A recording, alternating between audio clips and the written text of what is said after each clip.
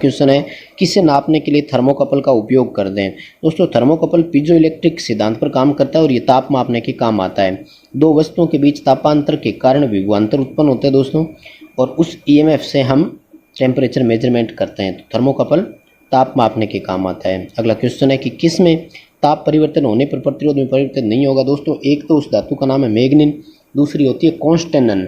ये दो तीन धातुएं इस तरह की है जिनका प्रतिरोध ताप गुणांक 0 होता है, यानी प्रतिरोध बढ़ने पर इनके ताप बढ़ने पर इनके प्रतिरोध मान में कोई परिवर्तन नहीं होता है। ठीक है, तो प्रश्न का उत्तर डी हो जाएगा, मैग्नीन करेंगे। अगला क्वेश्चन है, प्रतिरोधक किस प्रकार का उदाहरण है। दोस्तों प्रतिरोधक निष्क्रिय घटक में आता है, लेकिन इन्होंने यह भी लिखा है कि बायलेटरल यानी द्विपार्श्विक घटक भी है। द्विपार्श्विक का मतलब हम प्रतिरोधक को दोनों जगह काम में लेते हैं, तो ये भी ऑप्शन है इसका सही माने। क्यों? क्योंकि इलेक्ट्रॉनिक्स में भी काम में आता है। आपने देखा होगा फिल्टर सर्किट में अपन लेते हैं, रजिस्टर, इलेक्ट्रॉनिक घटक जितने भी होते हैं, और वैद्युतिक सर्किट में भी काम आते हैं। इसलिए द्विपार्श्विक घटक भी का है और निष्क्रिय घटक भी का है। तो प्रश्न का उत्तर डी होगा कि ए और सी दोनों इसके लिए सही है। अगला क्वेश्चन है, परिपथ में धारा प्रवाह के विरोध को क्या कहते हैं। तो आसान क्वेश्चन है दोस्तों, रेजिस्टेंस कहते हैं। प्रश्न का उत्तर बी होगा। कैपेसिटर को कभी भी किस में कूटबद्ध नहीं किया जाता, यानी रेटिंग नहीं होती। दोस्तों कैपेसिटर की रेटिंग नैनोफेरेड, पिकोफेरेड, माइक्रोफेरेड और फेरेड में तो होती है, किलोफेरेड में कभी नहीं होती। प्रश्न का उत्तर ई हो जाएगा। अगला क्वेश्चन है कि केवीएल किरचॉफ वोल्टेज लॉ के अनुसार किसी नेटवर्क के बंद लूप में सभी आईआर वोल्टेज ड्रॉप्स और ईएमएफ का बीजगणितीय योग सदैव 0 होता है। यानी जो ड्रॉप हो रहे हैं उनको जोड़ें और ईएमएफ को जोड़ें तो उत्तर माइनस में 0 हो जाएगा, क्योंकि ड्रॉप जो होते हैं वो माइनस में और जो ईएमएफ हमने लगाया था वो प्लस के, इसलिए दोनों बराबर होते हैं। यानी आरोपित विद्युत भागफलों का बीजगणितीय योग सर्किट के वोल्टेज ड्रॉप के बीजगणितीय योग के बराबर होता है। तो इन सबका अगर योग करेंगे तो ये उत्तर 0 होगा। अगला क्वेश्चन है, डीसी मशीन की गति किसके द्वारा मापी जा सकती है। तो गति मापने के लिए टेकोमीटर काम में लेते हैं दोस्तों, नो डाउट। बाकी सिंपल क्वेश्चन है। पायरोमीटर उच्च ताप मापने के काम आता है। वोल्टमीटर, एमीटर और मल्टीमीटर के बारे में आप जानते ही होंगे। नेक्स्ट क्वेश्चन है, डीसी शंट मोटर में पोलरिटी विपरीत कर दे तो क्या होगा। देखो दोस्तों इसने ये भी नहीं बताया कि पोलरिटी किसकी विपरीत कर रहे हैं हम। अगर सप्लाई के सिरे की ध्रुवता बदल रहे हैं तब तो नो चेंज, कोई फर्क नहीं पड़ेगा।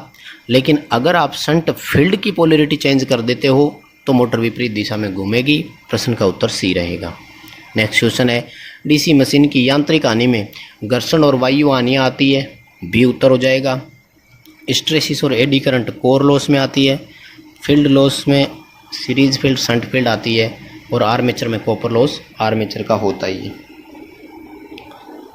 अगला प्रश्न है कि डीसी जनरेटर में फुल लोड हानि के लगभग 30 से 40% कौन सी है। तो सबसे अधिक लॉस आर्मेचर कॉपर लॉस ही होता है दोस्तों, जो 35 से 40% होता है लगभग फुल लोड का। यानी सर्वाधिक हानियाँ डीसी मशीनों में कौन सी है। तो आर्मेचर कॉपर लॉस ही मैक्सिमम होती है। अगला क्वेश्चन है कि विद्युत कर्षण में किस डीसी मोटर का इस्तेमाल। इलेक्ट्रिक ट्रैक्शन है दोस्तों। ट्रैक्शन का मतलब होता है खिंचाव कार्य, और वहाँ पर उच्च स्टार्टिंग टॉर्क वाली मोटर की जरूरत होती है, और वो होती है डीसी सीरीज मोटर। प्रश्न का उत्तर बी हो जाएगा। अगला प्रश्न है, डीसी सीरीज मोटर की चाल किस पद्धति द्वारा नियंत्रित की जा सकती है। सीरीज मोटर की गति नियंत्रण करने की 5 विधियां होती है। Field diverter, armature diverter, field tapping और फील्ड कुंडलियों को सीरीज पैरेलल में जोड़ने वाली विधि। प्रश्न का उत्तर ई हो जाएगा। अगला क्वेश्चन है, स्ट्रेसिस लूप किसका क्षेत्र निरूपित करता है। स्ट्रेसिस लूप ये बताएगा स्ट्रेसिस हानि कितनी है। लूप का क्षेत्रफल जितना बड़ा होगा स्ट्रेसिस हानि उतनी अधिक होगी। सिलिकॉन स्टील का स्ट्रेसिस क्षेत्रफल सबसे कम होता है, इसलिए स्ट्रेसिस हानि वहाँ कम होती है। अगला क्वेश्चन है, 4 पोल डीसी जनरेटर 1500 आरपीएम पर चल रहा है। आर्मेचर वाइंडिंग की फ्रीक्वेंसी कितनी होगी। तो 50 हर्ट्ज, नो डाउट, क्योंकि फ्रीक्वेंसी ज्ञात करने के लिए सूत्र होता है Pn/120, यानी पोल इंटू घूर्णन गति बटे 120।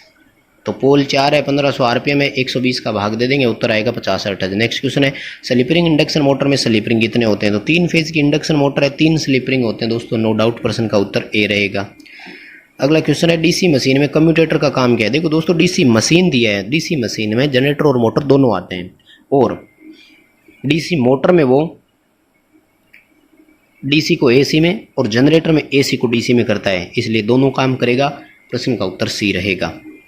अगला क्वेश्चन है, 220 वोल्ट डीसी मशीन में शंट फील्ड का रेजिस्टेंस 440 ओम है। शंट फील्ड धारा का मान कितना होगा। दोस्तों शंट फील्ड की धारा ज्ञात करने के लिए सूत्र होता है V बटे R S H. Terminal voltage का मान 220 है, शंट फील्ड का रेजिस्टेंस 440 ओम है, उत्तर आएगा 0.5 एम्पियर। अगला क्वेश्चन है, यदि डीसी मोटर की बिना लोड के गति 2000 आरपीएम और फुल लोड गति 1900 आरपीएम है तो गति रेगुलेशन कितना होगा। दोस्तों गति रेगुलेशन के लिए सूत्र होता है नो लोड पर गति माइनस फुल लोड पर गति बटे नो लोड पर गति इंटू 100। जब इससे आप मल्टीप्लाई करोगे तो दोस्तों उत्तर आएगा 5%। प्रश्न का ऑप्शन हो जाएगा ए। अगला प्रश्न है दोस्तों कि बैटरी में किसी पदार्थ के रासायनिक समकक्ष या समकक्ष वजन को कैसे निर्धारित किया जा सकता है। दोस्तों पहले तो ये बता दूं, रासायनिक समकक्ष नहीं, आप इसको अच्छे से पढ़ें तो ये है आपका रासायनिक तुल्यांक। आपने परिभाषा पढ़ी होगी विद्युत रासायनिक तुल्यांक वाली। तो ये विद्युत रासायनिक तुल्यांक फैराडे के वैद्युतिक अपघटन नियमों पर आधारित है। फैराडे का वैद्युतिक अपघटन का प्रथम नियम ये कहता है कि पदार्थ पर एकत्रित द्रव्यमान ZIT के बराबर होता है। तो ये यही पूछ रहा है अपन से, विद्युत रासायनिक तुल्यांक। समकक्ष का मतलब है तुल्यांक। तो प्रश्न का उत्तर ए रहेगा, फैराडे का वैद्युतिक अपघटन का नियम। इलेक्ट्रोलिसिस का मतलब अपघटन है। अगला क्वेश्चन है, डीसी जनरेटर में पोल शू किस तरह से बांधे जाते हैं। दोस्तों काउंटर सैंक स्क्रू का उपयोग करते हैं, बहुत ही आसान है, शायद आप सभी जानते होंगे। दोस्तों काउंटर सैंक स्क्रू की जो थ्रेड होती है ना, हेड जिसको अपन कहते हैं, वो मोस्टली आपको इस तरह से दिखाई देगी दोस्तों, ऐसे उसमें थ्रेड बनी होती है। विशेषता क्या है इसकी। दोस्तों विशेषता ये होती है कि जो इसकी हेड होती है ना, ये सरफेस के अंदर तक बैठ जाती है, तो सरफेस के ऊपर नहीं रहती है। बाकी आप एक नॉर्मल जैसे बात करें अपन किसी नट बोल्ट के लिए, तो दोस्तों उसकी लगभग आपको स्क्रीन ऐसे दिखाई देगी जैसे स्क्रीन पर दूसरा डायग्राम आपको दिखाई दे रहा है। अब इस बोल्ट को आप देखो, अगर इससे आप कसोगे किसी चीज को, तो दोस्तों ये जो है ना, ये बिल्कुल बिल्कुल इसकी सरफेस के ऊपर ही रहेगा हेड, जबकि ये सरफेस के अंदर तक बैठ जाता है। काउंटर सैंक स्क्रू की विशेषता होती है, क्योंकि हमें आर्मेचर से बचा के भी रखना है, कहीं हेड बार रह गया तो आर्मेचर के टच हो जाएगा। तो काउंटर सैंक स्क्रू पेचकस होते हैं, काउंटर सैंक टाइप के पेच होते हैं सॉरी, उनसे कसते हैं। अगला क्वेश्चन है, एक स्टार संबंधी 3 फेज सर्किट में फेज वोल्टेज 200 है तो लाइन वोल्टेज कितनी होगी। सिंपल प्रश्न है दोस्तों। लाइन वोल्टेज ज्ञात करने के लिए फेज वोल्टेज को √3 से गुणा करना है। √3 का मतलब होता है 1.732। 200 को 1.732 से जब मल्टीप्लाई करेंगे तो उत्तर आएगा 346.4। प्रश्न का उत्तर कर देंगे दोस्तों डी। अगला प्रश्न है कि यदि 150 ओम, 180 ओम और 60 ओम के 3 प्रतिरोध स्टार में जुड़े हुए हैं तो डेल्टा में इनका समतुल्य रेजिस्टेंस कितना होगा। दोस्तों ये इक्विवेलेंट स्टार डेल्टा है, समतुल्य स्टार डेल्टा संयोजन होता है। और स्टार से डेल्टा जब भी आपको करना हो तो दोस्तों मान लीजिए कि हम इन इम्पीडेंस को Z1, Z2 और Z3 मान लेते हैं और डेल्टा वाले को ZABC मान।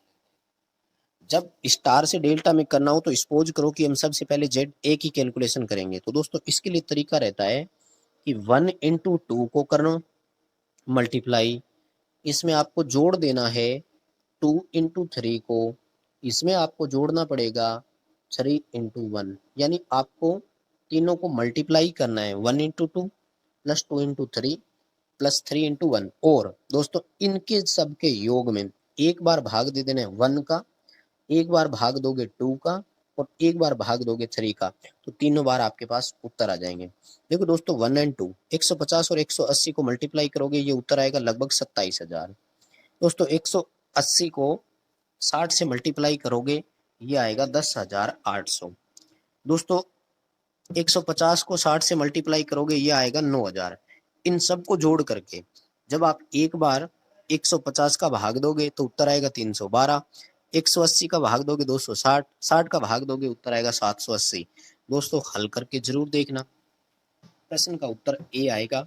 आप अपने लेवल पर हल जरूर करना, तरीका मैंने आपको बता दिया, ये समतुल्य स्टार डेल्टा कहलाता है। अगला क्वेश्चन, एक डीसी शंट मोटर की टॉर्क और आर्मेचर विशेषता हमेशा रैखिक होती है दोस्तों। क्यों? क्योंकि डीसी मोटर का टॉर्क आर्मेचर धारा के समानुपाती है। अब जब आर्मेचर की धारा बढ़ती है तो दोस्तों मैं बता दूं डीसी मोटर का टॉर्क दो कारकों पर निर्भर करता है, एक आर्मेचर धारा और दूसरा फील्ड फ्लक्स।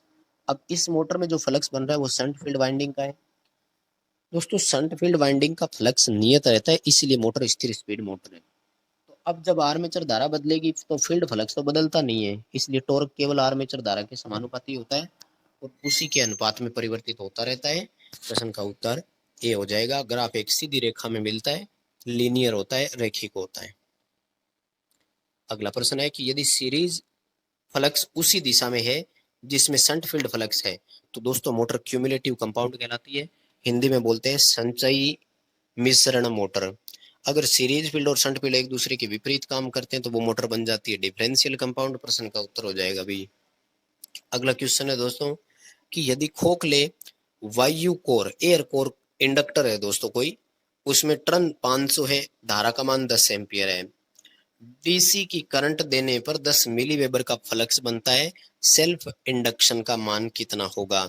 दोस्तों सेल्फ इंडक्शन का मान ज्ञात करना है तो एक तरह से आप ये कह दीजिए कि आपको इंडक्टेंस यानी एल ज्ञात करना है हेनरी में। दोस्तों इंडक्टेंस ज्ञात करने के लिए सूत्र होता है टर्न की संख्या इंटू डी फाइव बटे डी टी। अब अपने पास डी फाइव यानी फ्लक्स में परिवर्तन और परिवर्तन में लगा समय तो है नहीं, लेकिन अपन को यहाँ पर एक तो दोस्तों कुल फ्लक्स दे दिया और एक दे दी धारा, तो सूत्र बन जाएगा एन इंटू फाइव बटे आई, यानी टर्न की संख्या इंटू फ्लक्स। तो टर्न है 500, फ्लक्स है दोस्तों 10 मिली वेबर यानी 10 इंटू 10 की घात -3 और धारा का मान है 10 एम्पियर। देखो दोस्तों 10 से 10 ये कट जाएगा। अब 500 में अगर अपन यहाँ पे बात करें दोस्तों माइनस की 3 है तो एक तरह से 500 मिली हो गया और इंडक्टेंस हेनरी में आता है। प्रश्न का उत्तर सी हो जाएगा। दोस्तों सूत्र बता दिया, कैलकुलेशन करके आप अपने उत्तर का मिलान जरूर करें।